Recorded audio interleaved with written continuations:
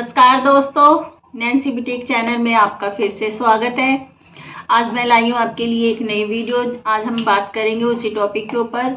तो मैं टॉपिक के बारे में आपको बता देती हूँ। आज का हमारा टॉपिक है कि कपड़ों की सिलाई का रेट हम किस तरह से डिसाइड करेंगे। तो आज हम इसी टॉपिक के बारे में बात करने वाले हैं।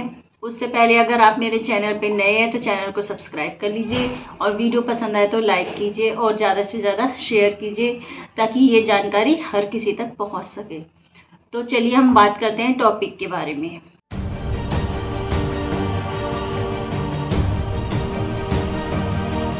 तो आज का हमारा टॉपिक है जैसे कि किस तरह से हम डिसाइड करेंगे कि किस कपड़े की सिलाई हमें कितनी लेनी है, उसका क्या रेट लेना है। तो हम लोग को किस तरह से हम डिसाइड करेंगे कि किस कपड़े की सिलाई कैसे हमें लेनी है। तो इन सब चीज़ों को हमें ध्यान में रखना होता है और कस्टमर से उसी के अकॉर्डिंग हमें बात करनी होती है। जैसे मेरे साथ कई बार ऐसा होता है, कस्टमर पहले कह देगा मुझे सिंपल सूट सिलवाना है, सिंपल सूट सिलवाना है बोल देगा तो हम उस हिसाब से रेट बताते हैं। फिर बाद में कहेगा ये भी कर देना वो भी कर देना, है ना भाई। चौड़े पोचे भी बनवाने हैं, गले में डोरी भी लगानी है, लटकन भी लगानी है, मतलब इतना काम बढ़ा देते हैं। 250-300 में तो इतना काम होगा नहीं, है ना।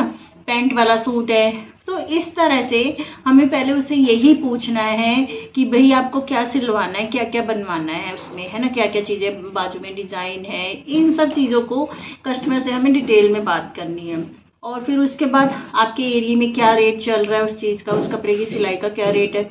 तो हमें इन सब चीज़ों में ध्यान रख के ही कस्टमर को बताना है सिलाई का रेट क्या रेट है, एक्स्ट्रा चार्ज हम क्या लेंगे, है ना।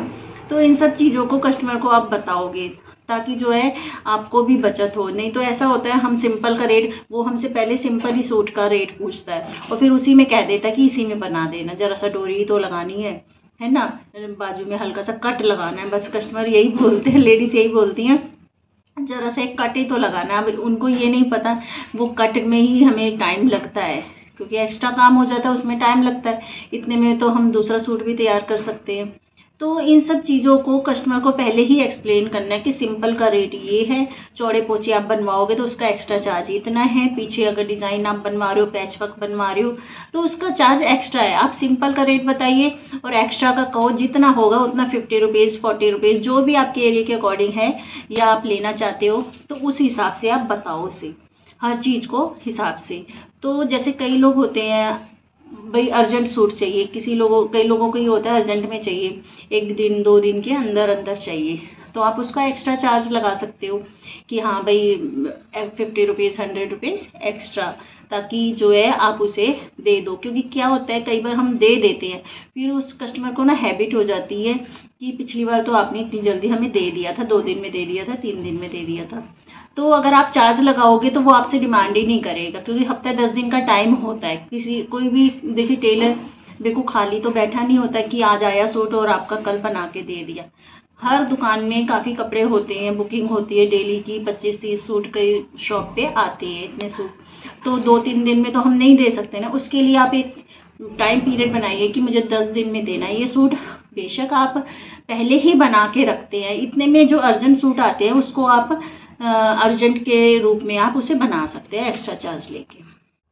जैसे कि हम लोग मार्केट में अकेले तो होते नहीं है, और भी हमारे पड़ोस में बुटीक होते हैं ना, तो उससे भी हमारा कंपैरिजन हो जाता है। कई कस्टमर यही बोलते हैं कि वो तो इतनी सिलाई ले रहे हैं, है ना, वो तो एक्स्ट्रा चार्ज नहीं लगाते हैं। तो आपने उस चीज़ों को नहीं देखना है, आपको अपने अकॉर्डिंग ही काम करना है कि भाई आपको कैसे करना है। कभी देखो हम नहीं कर पाएंगे, अगर आपको सिंपल सिलवाना तो ये रेट है और जितना डिज़ाइन में आप जितना वर्क बढ़ाओगे उतना ही चार्ज उसका एक्स्ट्रा होगा।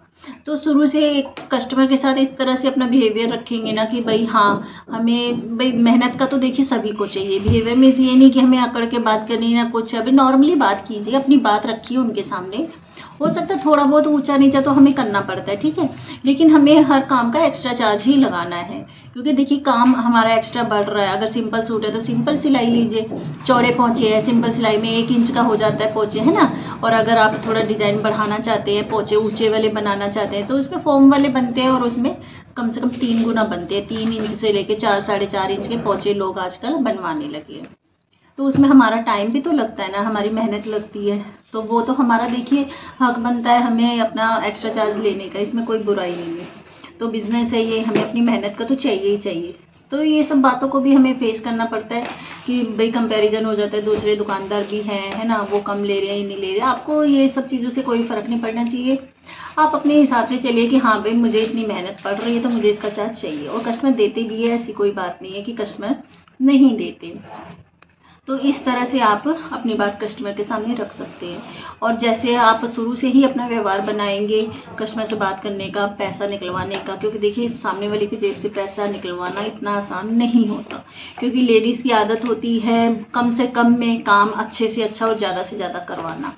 तो इन सब चीज़ों को आपने ध्यान रखना है कि भाई मैं इंटरलॉक भी करके दे रही हूँ, प्रेस भी करके दे रही हूँ, है ना, डबल डबल प्रेस हो जाती है। कटिंग से पहले भी हमें प्रेस करना पड़ता है कपड़े को अच्छे से बिठाने के लिए, और फिनिशिंग के बाद भी जब हम तैयार कर देते हैं इंटरलॉक के बाद, तब भी हमें प्रेस करके उसे अच्छे से देना पड़ता है। तो इन सब चीज़ों को आप शुरू में जब कस्टमर होता है, पहली बार सिलवाता है कपड़ा, तब उसे थोड़ा सा लगता है कि नहीं ज़्यादा है, कुछ है, लेकिन आप 10, 20, 50 रुपये आप कम कर सकते हैं।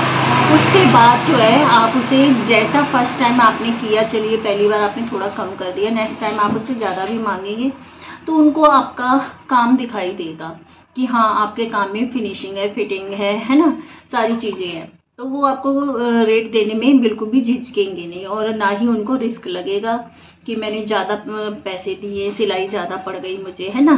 तो ये सब चीज़ों का हमारे जो है बुटीक में मेन पहलू होता है ये, कि हमें किस तरह से कस्टमर से बात करनी और किस तरह से सारी चीज़ों को हैंडल करना।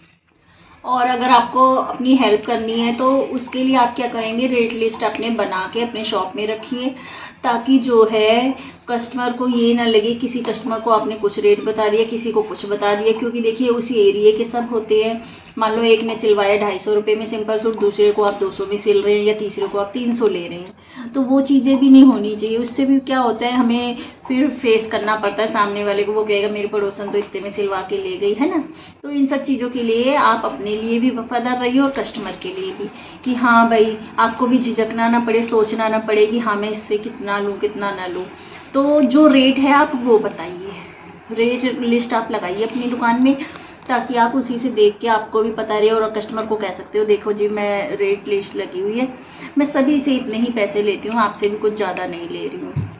और हर चीज़ का जैसे पोंचों के अलग रेट लगाया, जैसे मान के चलिए मैं जहाँ रहती हूँ बिल्कुल सिंपल सूट का इंटरलॉक प्रेस करके मैं 200 रुपये लेती हूँ, है ना। तो पोंचे अगर चौड़े पोंचे बनवा रहा है, ऊंचे पोंचे फोम वाले, तो मैं 50 रुपये एक्स्ट्रा कर देती हूँ। और अगर बाजू में भी डिज़ाइन बनवा रहा है, जैसे आजकल वो 3 पत्ती वाला डिज़ाइन चल रहा है, 10 इंच की बाजू चल रही है ना, तो उसका मैं 50 रुपये एक्स्ट्रा लगा देती हूँ। तो कुल मिला के 300-350 रुपये हमारे सूट के बन जाते हैं। तो इस तरह से आप हर चीज़ का अलग से बताइए, क्योंकि कई लेडीज़ की आदत होती है एक बार पूछ लेंगी हाँ जी हमें सूट बनवाना है, तो क्या रेट बताया आपने, 200 रुपये बता दिए, बाद में कह देंगी छोटा सा ये कर देना वो कर देना। तो इससे जो है ना फिर हम बाद में उनसे रेट नहीं ले पाते हैं। तो इसलिए खुल के पहले ही बताइए भी सिंपल का ये रेट है और इसका ये रेट है। तो उम्मीद करती हूँ आपको मेरी ये वीडियो पसंद आई होगी, आपके कई क्वेश्चन के हल इस वीडियो में होंगे। तो इस वीडियो को पूरा देखिए, और वीडियो पसंद आए तो लाइक कीजिए और ज़्यादा से ज़्यादा शेयर कीजिए, ताकि ये जानकारी सभी तक पहुँच सके। तो चलिए फिर मिलते हैं अगली वीडियो में, तब तक के लिए नमस्कार।